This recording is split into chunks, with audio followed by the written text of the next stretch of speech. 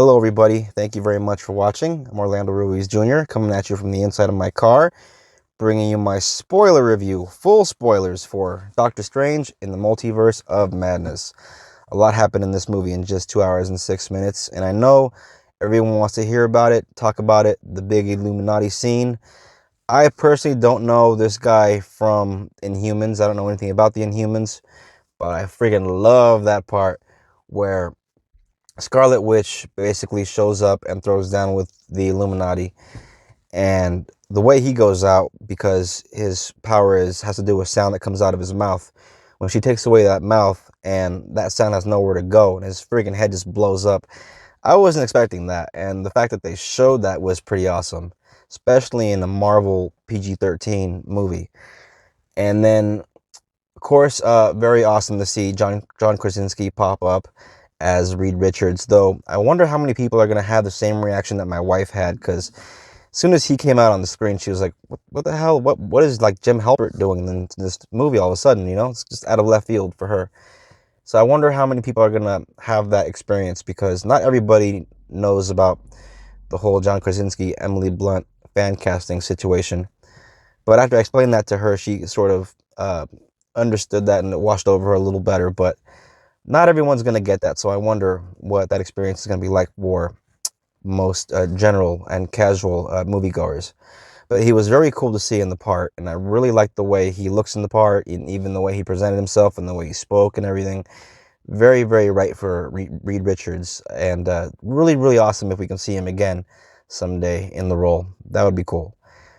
But the way he went out, though, the way Scarlet Witch just turned him into spaghetti, and like, he just sort of falls down like just this very animated kind of fashion.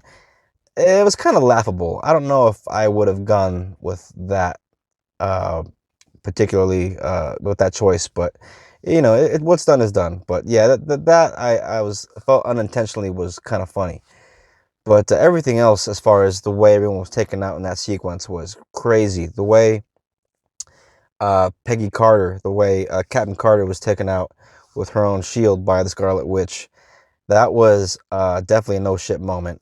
It was more implied, but because they didn't show it, it's PG-13. They can't show everything, but still, it was pretty cool to just see that in there. And they had Maria Rambeau as a Captain Marvel variant. She was pretty awesome to see, very powerful, but like everyone else, no match for the Scarlet Witch.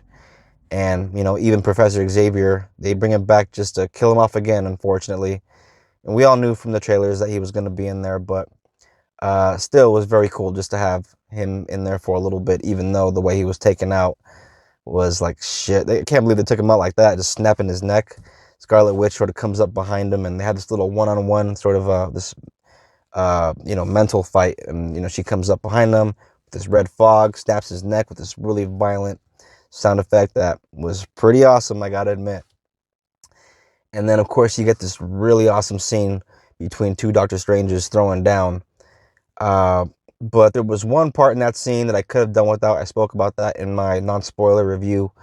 They're basically throwing musical notes at each other. It was like visual graphics of musical notes flying with the music cues showing while they throw these musical notes. I don't know. It's a music fight. I yeah, that part I could have done without. Took me out of the movie a bit. Just looked kind of dumb to me. In the visual sense, it just didn't sit well. Or even just hearing it didn't sit well. I don't know. Maybe it just, I don't know, a little too corny for my taste. But it's Sam Raimi. You got to expect a little bit of that silliness in there. But for the most part, his style is perfect for this movie. Anytime you get a director that has this kind of a vision, it just makes material like this feel more comic booky, and this movie felt very comic booky, which is one of the things I really loved about it. Let's see, what else? Very cool to see in the scene where Strange is fighting with himself, where he throws the evil Strange onto a spiky fence, lands right on top of the spikes. And they showed that for a PG-13 movie. That was really cool that they showed that and that they went there. And let's see, another moment where the audience sort of gasped in unison when the beginning of the film, Stranger's fighting this huge monster, this big eyeball octopus looking monster. and he takes the eye right out of the socket, this thing, and the sound effects, and even just the way it looked was awesome. And I remember seeing my wife sort of turn her head and make this shudder. Yeah, that was really cool. That kind of stuff really gets me excited to see, especially because you don't expect it in a lot of these films. You know, you sort of expect just a lot of uh, you know, sort of implied, stuff. But the fact that they showed that was awesome. And of course, I got to talk about, Elizabeth Olsen killed it in this role. I really hope she gets some kind of recognition for it later on at the end of the year and when it come award season time, because she was great. I know this is a comic book movie, but in recent years, comic book films have been recognized more and more in terms of the technical achievements and even through performances and acting. So yeah, hopefully she gets some kind of recognition because she was great in this part. I really do feel that she was just extraordinary as Scarlet Witch, and she's always great, but here she really brought the A game. Really great that they brought back Mordo, even if it was a different variation of Mordo than I expected, because the Mordo from 2016's Doctor Strange, the way things ended off, the way he was sort of angry at Strange and everything, you got a sense that this was definitely not the same Mordo, so there isn't that connectivity. It wasn't the Mordo that had that experience. It was a different Mordo. So this Mordo felt more like a comic relief at times. But still, if for the film, because it's the multiverse and you're dealing with different versions of certain characters, for the film, I understand why they did what they did, and it did work. But still, it would have been really cool to see the other Mordo have that sort of reunion with Strange, because it just would have made it a little. It would have just tied better to that 2016 film. One thing I noticed, something that if you think about these things long enough, it can drive you crazy, because these are comic book movies and you're not supposed to take them that seriously. But at the same time, they did establish in this film that dreams are basically, when you see somebody else or something else going on in a dream, it's basically like a parallel universe, another universe. And said she dreamt about her kids and that they exist in other universes and she just wants to be with them. So that's why she's doing everything. She's trying to basically steal, what's her name? America Chavez's powers, her multiverse powers, because she wants to be with her kids. But would her kids even exist if she made them up to begin with? Because they're basically magic. So these two magic kids that she made up in her head, why would they even exist in other realities if they weren't even real to begin with?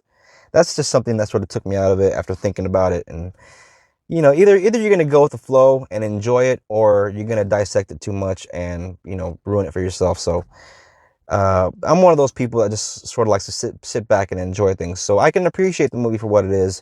Yeah, I do recognize a plot hole here and there. Almost forgot to talk about the Bruce Campbell scene.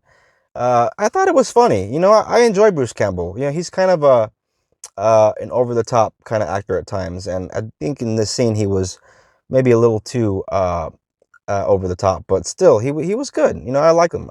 Maybe some people want him to come back as Ash or something, or maybe another waiter or something like that. But no, he was good. Bruce Campbell is always a welcome addition to any movie, and whether he's playing it more serious or being comedic, he's always fun to watch. So yeah, I like the Bruce Campbell scene. Charlize Theron, really cool to know that she's going to be in the MCU. I don't know anything about this character, but I do like Charlize Theron. I think she's a great actress, and she is definitely a welcome addition to the franchise. And yeah, I don't know. We're getting into deep cuts now. I don't know anything about who she is, but I did read up a little bit about who she is in relation to the Doctor Strange character. So yeah, other than that, yeah, I really don't know what else to say. A lot happened in the movie in just 2 hours, and it did feel like there could have been a little more in there to maybe pad it out a bit. But this movie really didn't need any padding. It really felt like a good solid, 2 hours, just popcorn entertainment. And it's a comic book Marvel film. What else could you want, right? So yeah, with that said, I'm gonna wrap it up. So thank you very much for hanging out for a little bit. Gonna close it up and get out of this car because I'm starting to sweat bullets now. As you can see, yep. Oh, the beads are coming down. It's getting warm, getting warm. So thank you very much for hanging out with me briefly, and appreciate you always. Please look out for the next review and the next classic movie review. Please like, comment, subscribe, share, all that good stuff. And look out for the next one. Thank you very much, and peace out.